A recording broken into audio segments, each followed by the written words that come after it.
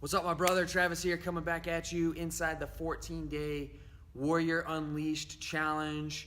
Going over the core 4 for Fuel Foundation, all right? And before I get into this, let me just say this. Don't fucking overcomplicate things with fuel, okay? Most guys are so freaking confused and overwhelmed with nutrition because they try to overcomplicate things, right? They look at the day. Am I supposed to be eating at a specific time, a specific amount, yada, yada, yada? It doesn't have to be that complicated, okay?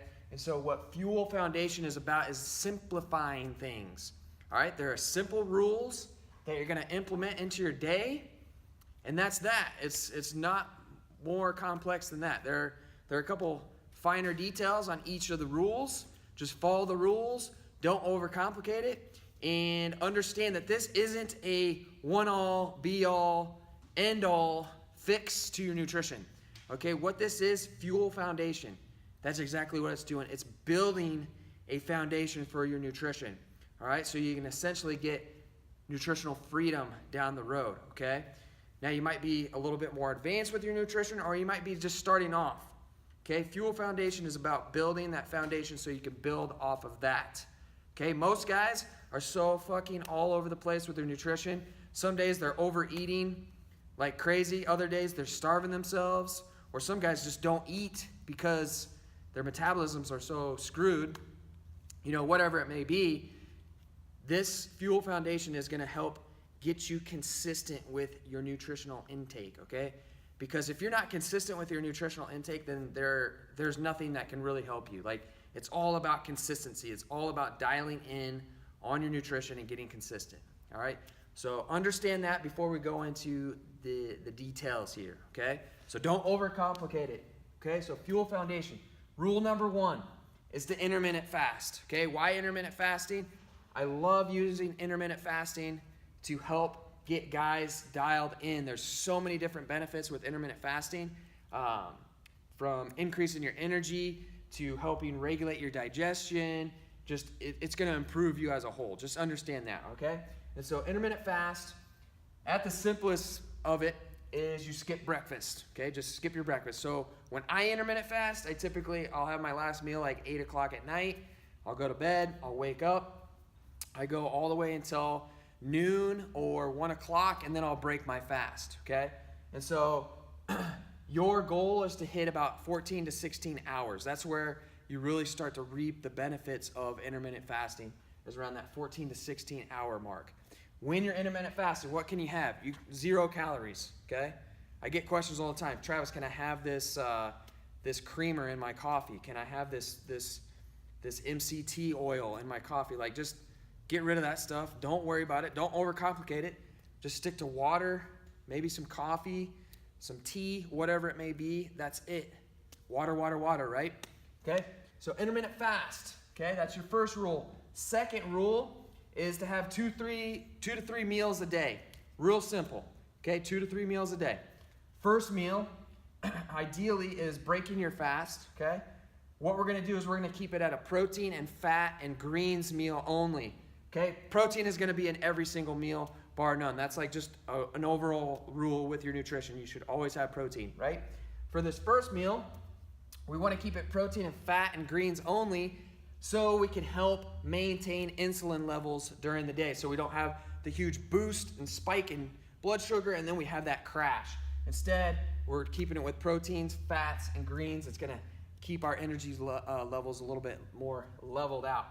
Meal number 2, which is going to come like later in the day, kind of for dinner. This is where we go proteins, starchy carbs, and then greens. So ideally, this is like where we're feasting a little bit more. So we're having a bigger meal towards the end of the day.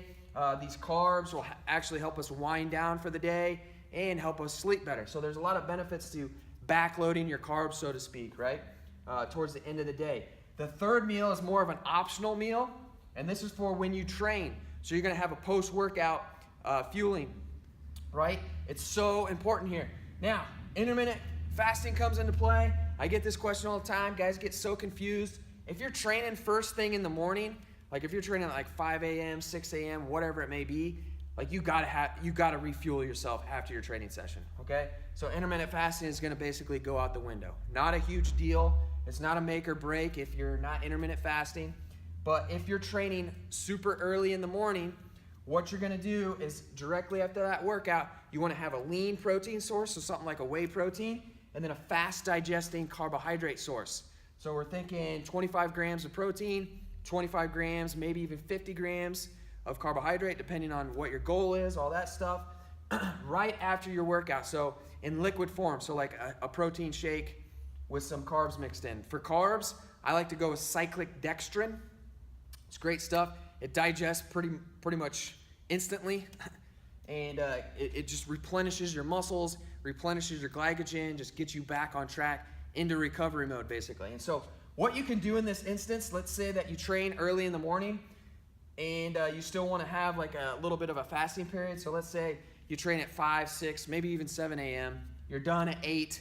You can go ahead and have your post-workout shake and then push out your next meals like you wouldn't even eat until like 1 or 2 o'clock later in that day, right? And so you're just extending that window. But I would not recommend, if you're fasting, okay, so your last meal of the night is at 8 o'clock, you go all the way till the next day and you train at like 8 o'clock in the morning, and then you continue to fast until like 1 or 2.